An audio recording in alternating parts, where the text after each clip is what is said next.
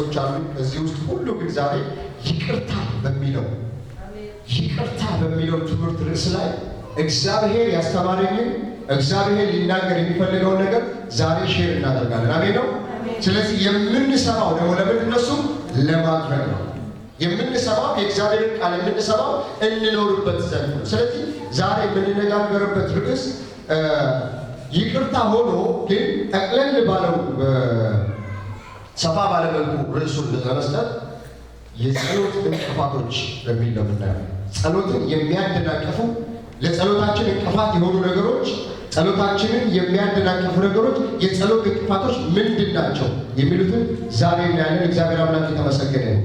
የመጀመሪያው የጸሎት እንቅፋት፣ ዋናው የጸሎት እንቅፋት ምንድን ነው ብንል የበደሉንን ሰዎች ይቅር አለማለት ነው። ምን አልኩኝ? የበደሉንን ሰዎች ይቅር አለማለት መንፈሳዊ ሕይወታችንን፣ የጸሎት ሕይወታችንን፣ የአምልኮ ሕይወታችንን፣ የክርስትና ሕይወታችንን ብሎክ ያደርገዋል።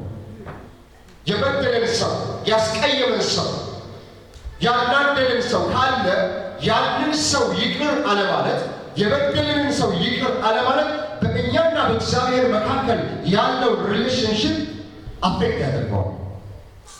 አገር ቤት ያለ ይሁን፣ ኢትዮጵያ ያለ ይሁን፣ ኤርትራ ያለ ይሁን፣ እዚህ ያለ ይሁን፣ በማንኛውም መልኩ በግል የተጣላነው ሰው፣ ቅር የተሰኘንበት ሰው፣ ያስቀየመን ሰው ካለ ይቅርታ ማድረግ ለራሳችን የመጀመሪያ ነገር ማወቅ ያለብን። አንዳንድ ሰዎች የበደላቸውን ሰዎች ይቅር ለማለት ቅድመ ሁኔታዎች ያስቀምጣሉ።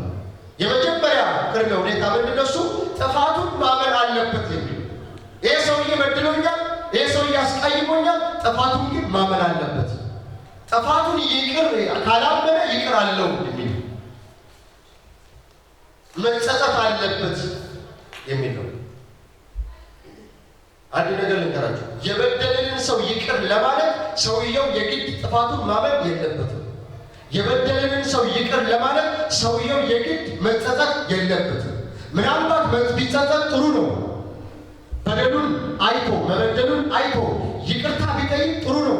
ነገር ግን የበደለን ሰውዬ ይቅርታ ባይጠይቀንም ባይጸጸትም ወይም ደግሞ ጥፋቱን ባያምን እንኳን የበደሉን ሰዎች ያለ ቅድመ ሁኔታ ይቅር እንድንል ይህ እግዚአብሔር ሀሳብ ነው። እግዚአብሔር ተናገር ያለኝን ለመናገር ነው መጣው። ፊታችሁን አይቼ ፈገግ ስትሉ ሞቅ ለማለት ወይ ኮስተር ስትሉ ደግሞ ሀሳቤን ልቀይር አልመጣሁም። አሜን ነው። እግዚአብሔር ተናገር እንዳለኝ እንደዚሁ ተናግሬ እሄዳለሁ። አሜን ነው። አዎ ኢየሱስ ጌታ ነው። ስለዚህ ምንድን ነው ያልኳችሁ? የበደሉን ሰዎች ይቅር አለማለት የጸሎት ሕይወታችንን፣ የአምልኮ ሕይወታችንን፣ የአጠቃላይ መንፈሳዊ ሕይወታችንን አፌክት ያደርገዋል። ስለዚህ የበደሉን ሰዎች አሉ ወይ? ራሳችንን በዚህ ሰዓት ጠይቅ። በየትኛው ስፍራ ያስቀየሙ ሰዎች፣ ልባችንን የጎዱ ሰዎች፣ የጎዱን ሰዎች አሉ ወይ? ያለ ቅድመ ሁኔታ ይቅር እንድንላቸው እግዚአብሔር ይፈልጋል። ያለ ቅድመ ሁኔታ ሰዎችን ይቅር ማለት አለብን። ለምንድን ነው እሱ ቢባል የበደሉንን ሰዎች ይቅር ማለት ለእነሱ ብቻ ሳይሆን ለራሳችን ጥቅም ነው። ይቅር ምንድን እኔ አንድ የበደለኝን ሰው ይቅር የምለው እሱ ይቅርታ ስለጠየቀኝ አይደለም፣ ወይም በኃጢአቱ ስለተጸጸተ አይደለም፣ ወይም በበደሉ ስለተጸጸተ አይደለም፣ ስላመነ አይደለም። እንዳውም መበደሉን ሁሉ ላያውቅ ይችላል። መበደሉን ሁሉ እንደ አንድ ጀብዱ ሊቆጥረው ይችላል። እኔን መበደሉ ሁሉ እንደ አንድ ጀግንነት ሊቆጥረው ይችላል። ላይቀበለው ይችላል። እንደ በደለም ላያምንበት ይችላል። ስቲል ግን ይቅርታ መጠየቅ አለብን። የበደለኝን ሰው ለምን? ለራሴ ጥቅም፣ ለራሴ ፒስ ኦፍ ማይንድ፣ እኔ ውስጤ ሰላም እንዲያገኝ፣ ከእግዚአብሔር ጋር ያለኝ ግንኙነት፣ ከእግዚአብሔር ጋር ያለኝ ህብረት አፌክት እንዳይሆን፣ ለራሴ መንፈሳዊ ህይወት፣ ለቤተሰቤ ስል የበደለኝን ሰው ይቅርታ መጠየቅ አለ። ይቅር ማለት አለ። ይቅር እንድንል ይህ የእግዚአብሔር ሀሳብ ነው። እስቲ ማቴዎስ 6:12 አንዴ እናያለን። መጽሐፍ ቅዱስ የያዛችሁ ማቴዎስ 6 ምዕራፍ 12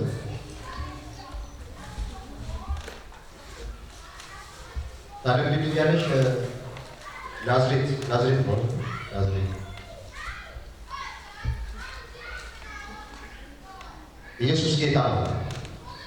አሜን። ምዕራፍ 6 ቁጥር 12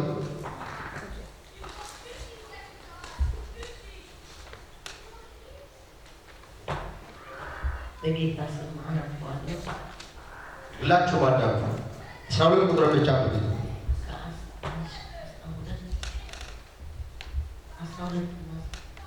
ምዕራፍ 6 ደግሞ የበደሉንን ይቅር እንድንል በደላችን ሁሉ ይቅር እንድንል በቃ ምን ይላል እዚህ ላይ? እኛም ደግሞ የበደሉን ይቅር እንደምንል በደላችንን ይቅር በለን።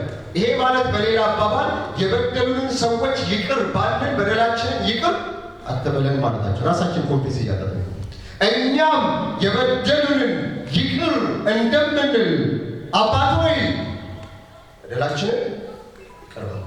ያ ማለት ደግሞ ወደነሱ የበደሉንን ይቅር ባልን በደላችንን ይቅር አትበለን። ሁለቱ አንድ አይነት ትርጉም ያለው ራሳችን ነው ኮንፊስ የምናደርገው።